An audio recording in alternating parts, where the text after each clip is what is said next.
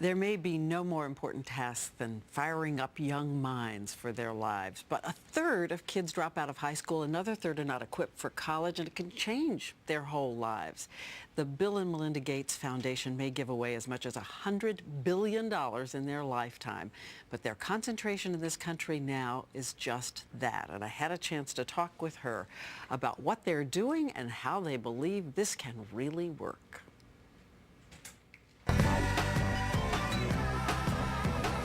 Welcome to the Bronx Engineering and Technology Academy, Beta, home of superstars. And if you think these kids are from privileged lives, think again. Principal Rasheed Davis says 78% of them came in below grade level, but now? A 90% graduation rate and 90% going to college rate as well. It's all there on the bulletin board, going to schools like Penn State, Syracuse, City College of New York. Okay, so finish the sentence for me. I just want to be successful. Great. Smart. I want to study biotechnology. Computer/electrical engineering. What keeps you going? Motivation to be one of the best.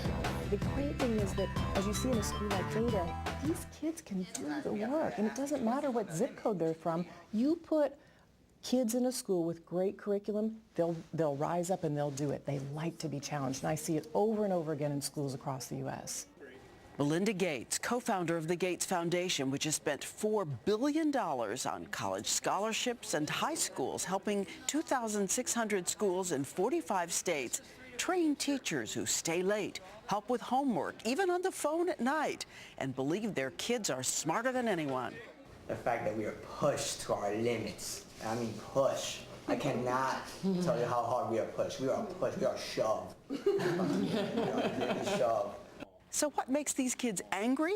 The fact that their public school, while funded in the beginning by the foundation, it's sustained by public funding, and budget cuts may mean they have to leave school early, can't keep working on their homework. So, how are we supposed to get by?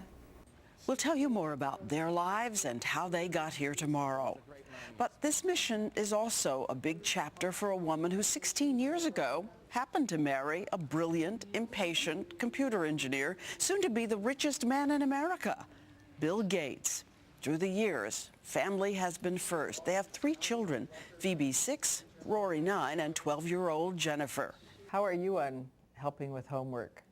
We do a lot of homework in our house, and our evenings, I think, are spent like a lot of American families. It's a little bit of tag team, you know, mom doing English or math one night, dad doing math when he gets a chance, doing some science. So we do a lot of homework in our house with the kids. So I calculate 16 years, right, since March of 1993? That we got engaged, yes. And the 17th hole of a golf course? Yes. Got married? I love when someone shouted out that you've made him more patient. Yeah. I'd like to see that day. Yes, but people are always talking about that. I just wondered, the reverse is true. If you had to say the most profound thing he did to change you. Absolutely, and I think marriage is a lot about respect for one another and what their strengths are. And I think the thing I've absolutely learned from Bill is, you know, step out. You know, step out where your strengths are. You said once that Jennifer, that you're doing it in part for your girls. If I'm going to say to my girls and to my son, you know, be strong, speak up, really know who you are, you need to role model that for your kids. And who she is today is a woman determined to make sure educators in every state know there are kids in the neighborhood filled with light, if we just know how to make sure it shines. So we're not talking about giving someone an education, we're talking about giving them a life. Absolutely. Letting them be a citizen and participate in this, you know, great country that we have. The students are amazing when you talk to them, when they say, you know, I am going to college. I was just down in Texas in the Rio Grande Valley, and I was in a school called Hidalgo. 90% of the kids in that school building are from minority families around the area. Every single one of them was taking at least one AP class. And, you know, I went through the halls, I went in the classroom, I sat down with them, and, you know, we say, where are you going to college? What are you doing? They can all tell you what they're planning to do and where they think they're going to go. And to say, my gosh, this student population is doing it.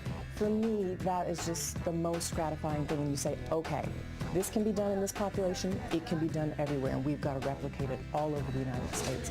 That, for me, is just keeps me on fire about the work. And again, this can be done, and tomorrow you're going to hear from these kids themselves about how they do it day by day, and what a difference these teachers and the principal can make.